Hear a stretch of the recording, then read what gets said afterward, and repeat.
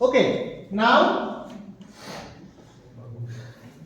this is a vertical member. Okay, if we consider that surface, horizontal surface to this vertical member, then this is the normal reaction. This is the normal reaction. Is it okay? If we can turn this board like this, then this will be the horizontal surface. This is the normal reaction. Is this okay? Then frictional force will act in this direction, upward direction. Why upward direction? Maybe in downward direction. Why upward direction we are considering? Because the probability is this: the pile will settle down. That is the force condition, na? Pile can be settled down. That settling down we have to restrict. So we have to assume that pile will be settling down. That means movement is in this direction. That means frictional force will be upward direction. Is that okay? So frictional force is upward direction means this multiplied by the mu. Mu is coefficient of friction, and that mu is equals to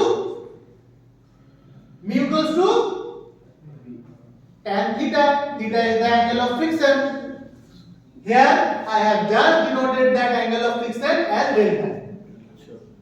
This mu is nothing but tan delta, where delta is the angle of friction, and where from the angle of friction is coming? Angle of friction. The concept of angle of friction is not required in this pile foundation, but for your understanding, angle of friction is nothing but this frictional force, this normal reaction. This is acting at a single point. That's why we can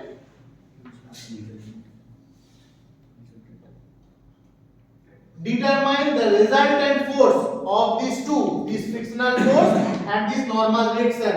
This is the resultant force.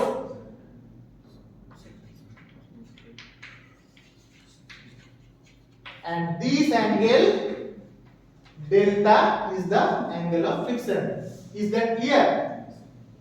This angle is the angle of friction, and this mu is the tan delta from the concept of friction.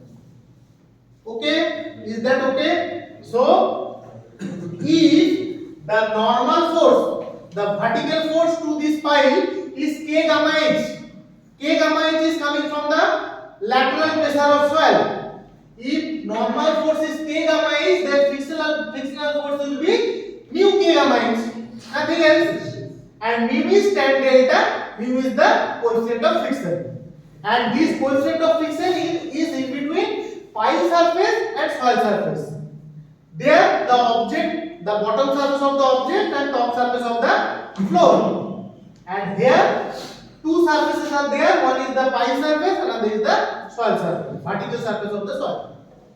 So this tan delta K gamma h is the part of screen friction capacity of soil. Is that okay?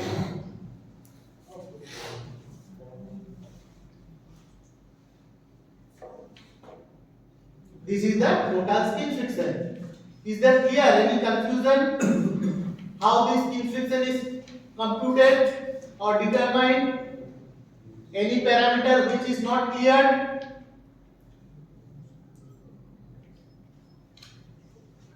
Okay. Then this is the end bearing capacity, and I think I don't have to say anything in this slide. Why?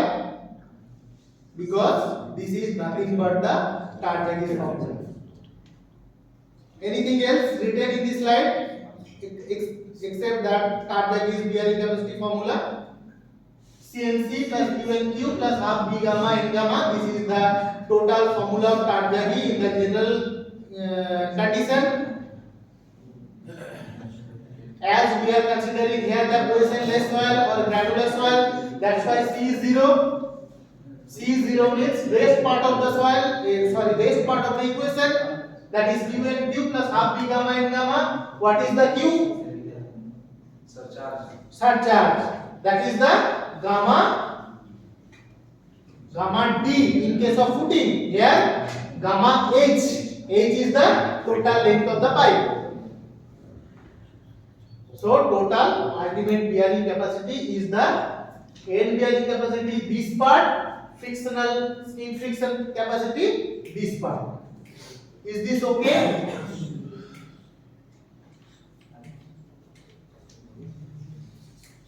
Anything else? Anything else you want to understand the total bearing capacity of pipe in case of cohesionless soil or granular soil? Yes, you need. That is the Odal provision. Is that clear to all of you? Any question, any query, any discussion you need up to this?